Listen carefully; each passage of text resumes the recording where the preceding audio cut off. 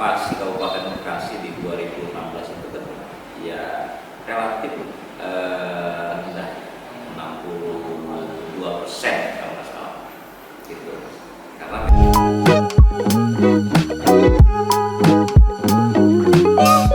Assalamualaikum warahmatullahi wabarakatuh, sahabat tribunbekasi.com, sahabat Warta Kota Network dan juga sahabat Tribuners. Pada kesempatan ini saya sebagai host jurnalis tribunbekasi.com Muhammad Azam telah bersama Ketua Bawaslu Kabupaten Bekasi Bang Akbar Kadapi.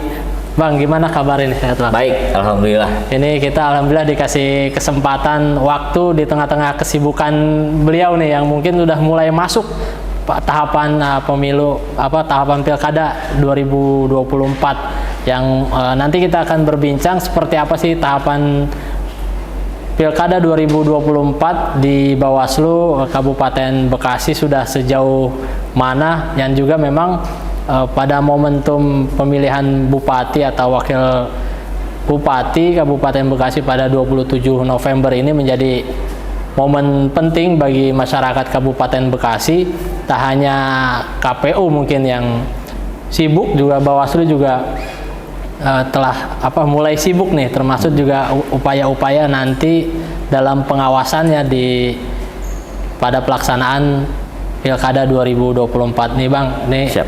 Sejauh ini udah seperti apa sih tahapan baik Pilkada 2024? Oke, terima kasih Mas Azam.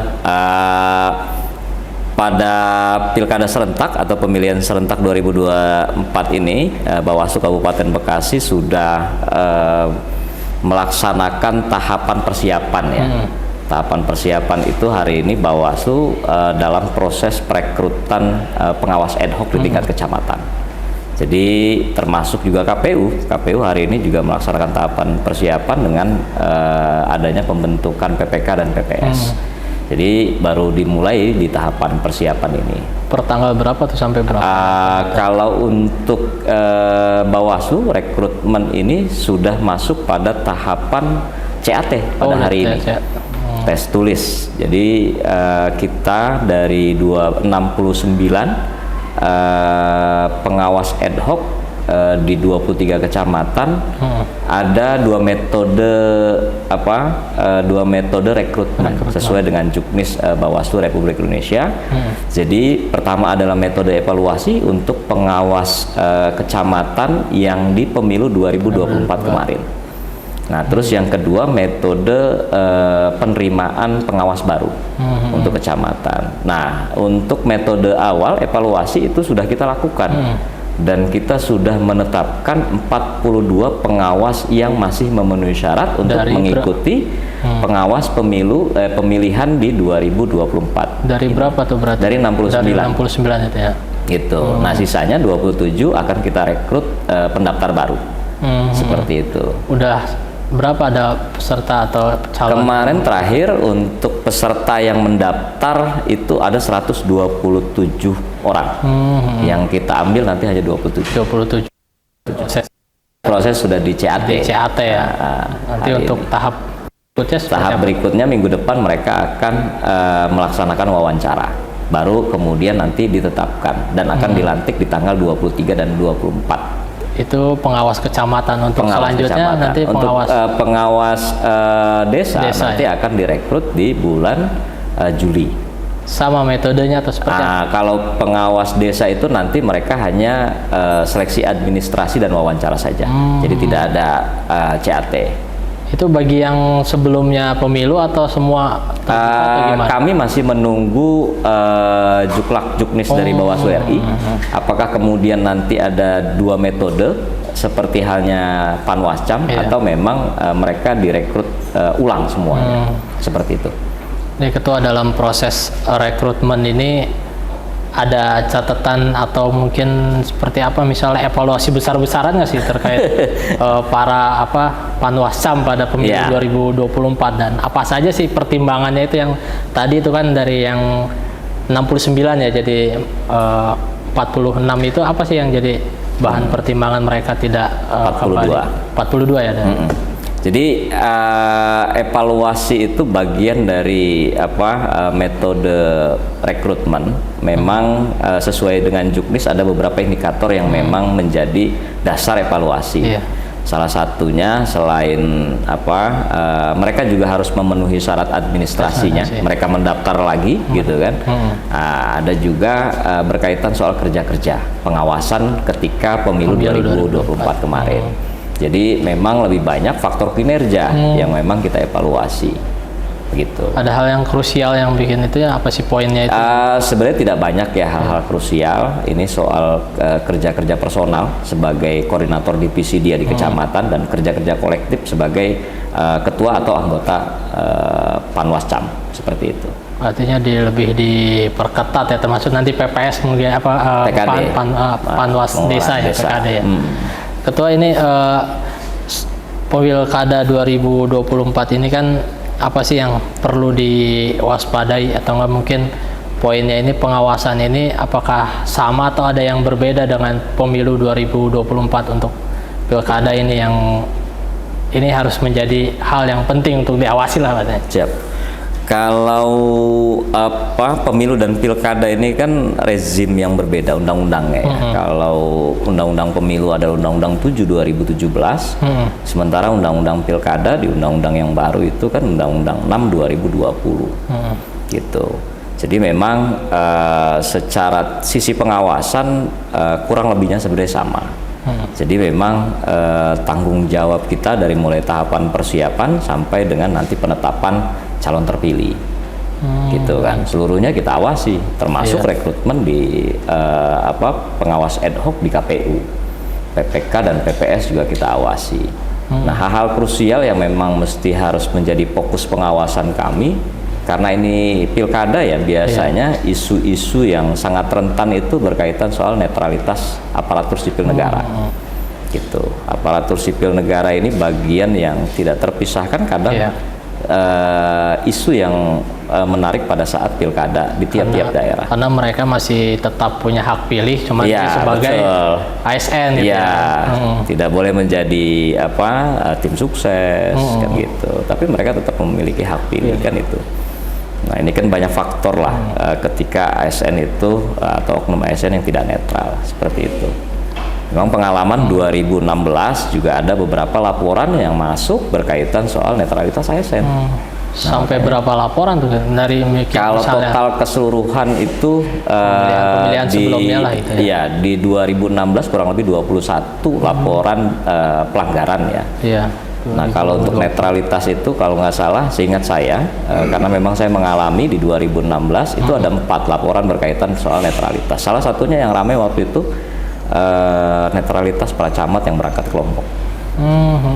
Gitu. Artinya tidak boleh terlibat langsung sebagai itu ya, netralitas yang termasuk juru kampanye. Yang jelas bahwa aparatur sipil negara ini dalam konteks pemilu dan pemilihan kan dalam bersikap bertindak itu kan memang ada aturannya.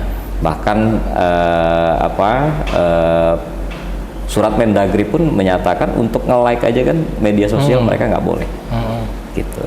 Selain itu apalagi nih Ketua, kan mungkin dalam proses tahapan sebelum sebelum penetapan lah, terus masa kampanye hingga nanti masa tenang, itu apa sih yang poin-poin yang perlu diawasi dan perlu butuh pengawasan juga mungkin dari Bawaslu, dari tim Panwas sendiri, bahkan masyarakat juga ikut terlibat, itu apa saja yang harus diawasi? Kalau seluruh tahapan pastinya ya, dari mulai pemutakhiran daftar pemilih ini penting ya. Daftar pemilih ini hari ini sudah memasuki penyerahan DP4 ya. Agregat kependudukan dari Kementerian Dalam Negeri ke KPU. Kemarin saya juga sudah koordinasi dengan KPU Kabupaten. Data DP4-nya masih belum turun di tingkat kabupaten. Kenapa kita anggap penting? Karena memang tingkat partisipasi Kabupaten Bekasi di 2016 itu kan ya relatif rendah ya, 62% kalau nggak salah, gitu. Karena memang ini juga menjadi tugas kita bersama sebagai masyarakat ya, bukan hanya penyelenggara, untuk meningkatkan partisipasi pemilih pada pemilihan serentak nanti di 2024. Nah, Bawaslu sendiri sebenarnya banyak program yang memang nanti akan dilaksanakan berkaitan pengawasan partisipatif. Jadi kalau pada sisi partisipasi pemilih ada di KPU. Ada KPU. Nah, kalau pada sisi pengawasan ada di Bawaslu. Pengawasan partisipatif. Pemilu kemarin gimana partisipasi pengawas itu, Pak? Kalau kita kan karena memang banyak terkendala pada pemilu itu soal bentuk kegiatan di masyarakat itu tidak banyak. Gitu. Nah, makanya kita evaluasi di pilkada, mudah-mudahan nanti kita bisa memaksimalkan kegiatan-kegiatan pengawasan partisipatif. Paling tidak kita memberikan kesadaran masyarakat kabupaten untuk sama-sama ngawasin. Iya. Karena secara struktur betul itu kewenangan dari Bawaslu, tapi secara fungsi ini kan masyarakat itu berfungsi untuk mengawasi juga. Dengan luas. Ya, secara fungsi pengawasan sebenarnya kan masyarakat kan yang harus mengawasi seluruh proses tahapannya. Gitu. Tapi secara struktur ya kita sebagai lembaga negara yang memang ditugasi diberikan kewenangan mengawasi ya kita. Tapi intinya masyarakat harus aktif gitu mengawasi kalau memang ada dugaan pelanggaran berkaitan soal apapun itu dilaporkan ke kami. Karena kalau masyarakat sudah sadar ya mudah-mudahan pemilu asas jurdil ini bisa berjalan. Karena kan nggak mungkin juga 23 kecamatan dengan luas yang keterbatasan luas. lah, keterbatasan penyelenggara ad hoc kami kan. Karena di desa mereka hanya 1 orang, di kecamatan hanya 3 orang kan gitu. Walaupun ada kelestariannya kan gitu. Tapi ya masyarakat harus lebih banyak partisipasinya mengawasi pelaksanaan tahapan pemilihan kepala daerah. Jadi selain ke kantor Panwas kecamatan, desa dan bahkan Bawaslu, ada saluran ininya juga ya buat masyarakat misal mengadu itu ada.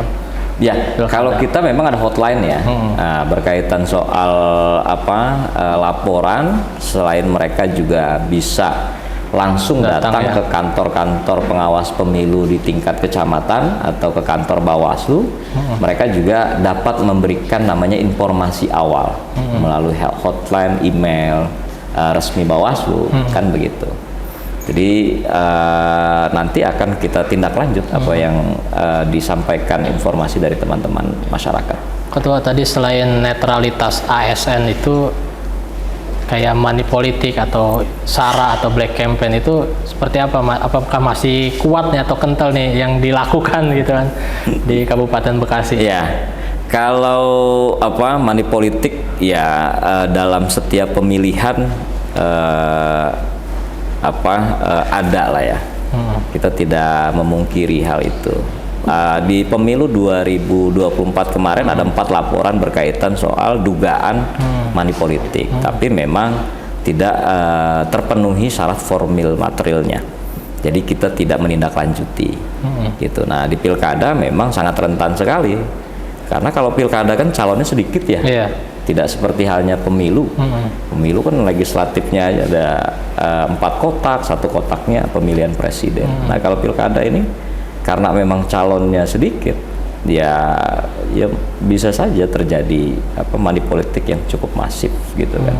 Tapi langkah antisipasi kita tadi yang pertama berkaitan soal memberikan pemahaman ya soal money politik, soal pengawasan partisipatif, soal isu-isu yang memang berkaitan soal SARA gitu, itu kan menjadi bagian dari pelanggaran pemilu.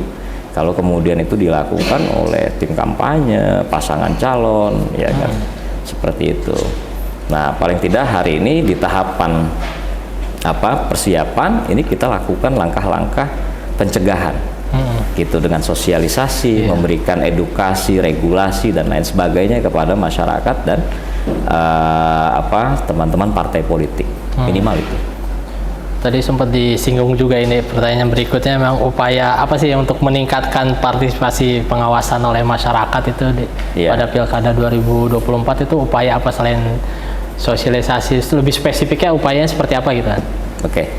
Kalau pengawasan partisipatif di Bawaslu itu bentuknya banyak ya. Yang pertama ada dari sisi sosialisasi. Gitu paling ya dari sisi sosialisasi yang mesti harus kita masifkan kembali dan memberikan ruang lebih banyak kepada elemen-elemen masyarakat atau bagian-bagian terkecil masyarakat untuk kita berikan pendidikan, kesadaran agar mereka bisa mengawasi bersama dengan Bawaslu. Yang kedua memang ada kegiatan-kegiatan lainnya yang memang dalam proses peningkatan partisipasi pengawasan di tingkat-tingkat kecamatan tuh kita minta teman-teman untuk membentuk komunitas-komunitas lah di Panwascam itu. Banyak hal dan kita juga kan ada pojok pengawasan, paling tidak ada kelompok masyarakat yang mungkin mau berkonsultasi, berdiskusi tentang regulasi. Kita di sini punya pojok pengawasan yang siap selalu untuk memberikan edukasi dan regulasi kepada teman-teman pemilih. Termasuk di segmen generasi Z sama milenial ini ya, dalam upaya generasi Z dan milenial lah. Memang segmentasi yang cukup banyak ya di pemilu kemarin, kurang lebih hampir 53%, 54. Ini turut juga diharapkan ikut ya dalam pengawasan itu ya, dalam pengawasan. Memang rata-rata kita ketika melaksanakan kegiatan itu rata-rata kita mengundang ya segmentasi itu. Karena memang mereka yang tidak gagap dengan teknologi ya.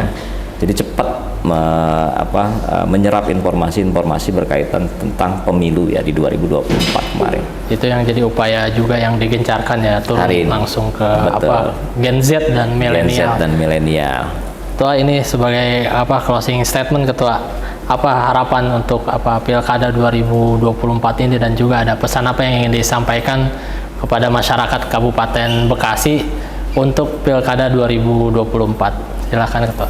Baik, terima kasih buat kawan-kawan Tribun memberikan waktu kepada Bawaslu Kabupaten Bekasi untuk memberikan kesempatan mensosialisasikan tahapan-tahapan pilkada. Harapan kami bahwa pilkada di Kabupaten Bekasi berjalan sesuai dengan asas penyelenggaraan luber jurdil, terus kemudian demokratis, aman, damai. Itu yang terpenting buat masyarakat Kabupaten Bekasi.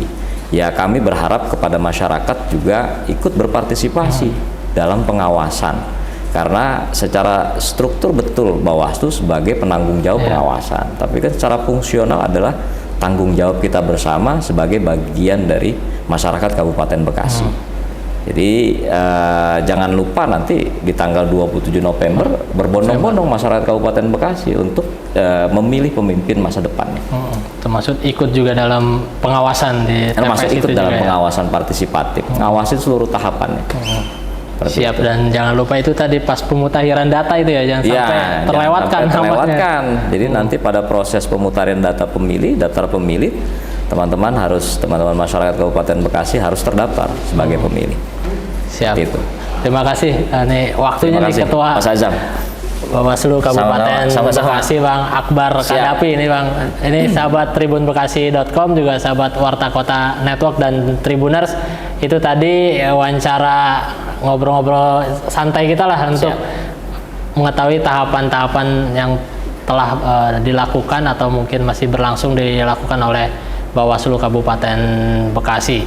Dan terakhir itu pesannya ialah untuk ikut mengawasi secara aktif dalam pelaksanaan Pilkada 2024 bagi masyarakat Kabupaten Bekasi. Demikian sahabat tribunbekasi.com, sampai jumpa pada wawancara eksklusif berikutnya. Assalamualaikum warahmatullahi wabarakatuh. Waalaikumsalam warahmatullahi wabarakatuh. Jangan lupa subscribe ya.